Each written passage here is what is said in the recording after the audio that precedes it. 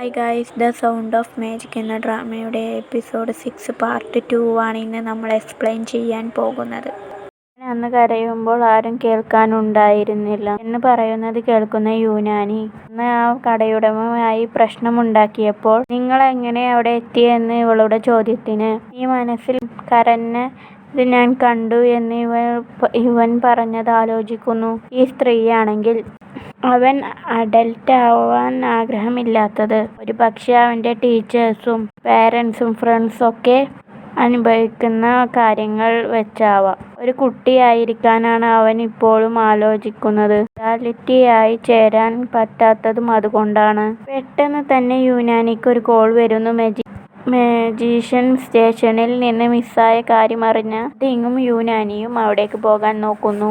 പോകുന്ന ടൈമിൽ യൂനാനി അവൾക്ക് സങ്കടം വന്ന സമയങ്ങളിൽ എല്ലാം റിമ്യൂൺ സന്തോഷിപ്പിച്ചതും മോട്ടിവേഷൻ ചെയ്ത കാര്യങ്ങളും ആലോചിക്കുന്നു. നിങ്ങളെപ്പോലുള്ള ആൾക്കാർക്ക് റിയാലിറ്റിയിൽ വിശ്വസിക്കാൻ കഴിയാത്തത് എന്തുകൊണ്ടാണെന്ന് എനിക്കിപ്പോൾ മനസ്സിലാവുന്നു. ചില സമയങ്ങളിൽ നിങ്ങളെപ്പോലുള്ള ആൾക്കാർക്ക് താമസിക്കാൻ പറ്റാവുന്ന സ്ഥലമാണ് ഇവിടെ, ഇവൾ മനസ്സിൽ പറയുന്നു. മുടി വെയ്യാതെ നിൽക്കുന്ന ഇവളോട് എൽഡിങ് സെപ്പറേറ്റ് ആയി തിരിയാം എന്ന് പറഞ്ഞ് അവൻ പോകുന്നത് സ്കൂളിലേക്കാണ്. സ്കൂളിലാണെങ്കിൽ മജീഷ്യനെ പറ്റി യൂനാനിയും പറ്റി കുട്ടികൾ കളിയാക്കുന്നത് കേട്ട് വരുന്ന നാൽഡങ് അവരായിട്ട് തല്ലുണ്ടാക്കുന്നുണ്ട്. ഇതേസമയം തീം പാർക്കിൽ എത്തുന്ന യൂനാനി കാണുന്നത് മജീഷ്യൻ സ്റ്റേജിൽ പെർഫോം ചെയ്യാൻ നിൽക്കുന്നതും ആളെ അറസ്റ്റ് ചെയ്യാൻ വേണ്ടി പോലീസുകാർ വെയിറ്റ് ചെയ്ത് നിൽക്കുന്നതുമാണ്. നിങ്ങൾ മര്യാദക്ക് കോപ്പറേറ്റ് ചെയ്യുന്നതാ നല്ലത് എന്ന് പറയുന്ന ഓഫീസറോട് തെറ്റ് ചെയ്യാത്ത ഞാനെന്തിനാ കോപ്പറേറ്റ് ചെയ്യുന്നേ എന്ന് മജീഷ്യൻ തിരിച്ചു ചോദിക്കുന്നു. നിങ്ങളുടെ മെന്റൽ ഹെൽത്ത് ശരിയല്ലാത്തതുകൊണ്ട് നല്ല ശിക്ഷയൊന്നും കിട്ടില്ല. നിങ്ങളുടെ വീട്ടുകാരുമായി ബന്ധപ്പെട്ടപ്പോൾ നിങ്ങളെ ഹോസ്പിറ്റലിൽ അഡ്മിറ്റ് ചെയ്യാനും നിങ്ങൾക്ക് വേണ്ടി നല്ലൊരു വക്കീലിനെ വെക്കാനും അവർ തയ്യാറാണ് എന്ന് കേൾക്കുന്ന മജീഷ്യൻ എവിടെയാണെങ്കിലും ഞാൻ എസ്കേപ്പ് ആവുമെന്ന് പറയുന്നു. പോലീസുകാർക്ക് ഒരു വഴിയുമില്ലാതെ ഗൺ ഉപയോഗിക്കുമ്പോൾ ഇതെല്ലാം കാണുന്ന യൂനാനി നിലവിളിച്ച് അവിടേക്ക് ചെല്ലുന്നു. ഇവൾ തടയാൻ നോക്കുന്ന ഓഫീസറോട് എനിക്ക് കുറച്ച് ടൈം തരണം, ആളുമായി സംസാരിക്കാൻ എന്ന് പറഞ്ഞ് ഇവൾ ആ സ്റ്റേജിലേക്ക് കയറാൻ നോക്കുമ്പോഴേക്കും അവിടെ മഞ്ഞ് പെയ്തു തുടങ്ങുകയാണ്.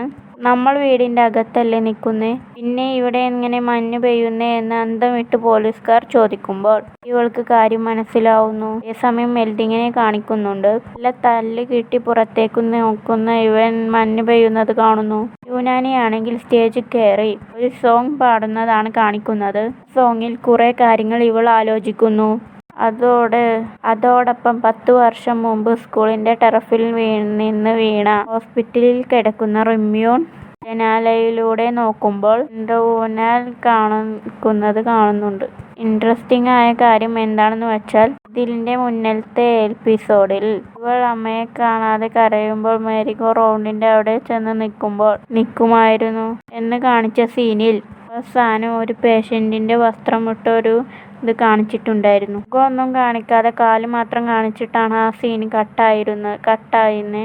സീനിലാണ് അത് ആരാണെന്ന് മനസ്സിലാവുന്ന അന്നത്തെ മജീഷ്യൻ ആയിരുന്നു എന്ന്. അതായത് 10 വർഷം മുമ്പ് ഇവർ പോലും അറിയാതെ ഇവർ കണ്ടുമുട്ടിയിട്ടുണ്ട്. നിങ്ങളുടെ മാജിക്കിൽ ഞാൻ വിശ്വസിക്കുന്നുണ്ട് എന്ന് പറയുന്ന യൂനാനിയോട് എന്റെ മാജിക്കിൽ സക്സസ് ആക്കി തന്നതിൽ താങ്ക്സ് എന്ന് പറഞ്ഞ് മജീഷ്യൻ ആ തൊപ്പി ഇവൾക്ക് വെച്ചു കൊടുക്കുന്നു. ഇതുള്ളപ്പോൾ നീ എന്ത് വിചാരിച്ചാലും നടക്കുമെന്ന് റിമ്യൂൺ പറയുന്നത് കേൾക്കുന്ന ഇവൾ പതിവ് പോലെ ചിരിക്കുന്നു. ഓഫീസർ ആണെങ്കിൽ മതി, ടൈം കഴിഞ്ഞു എന്ന് പറയുമ്പോൾ മജീഷ്യൻ അവരുടെ കൂടെ പോകാൻ നോക്കുന്നു.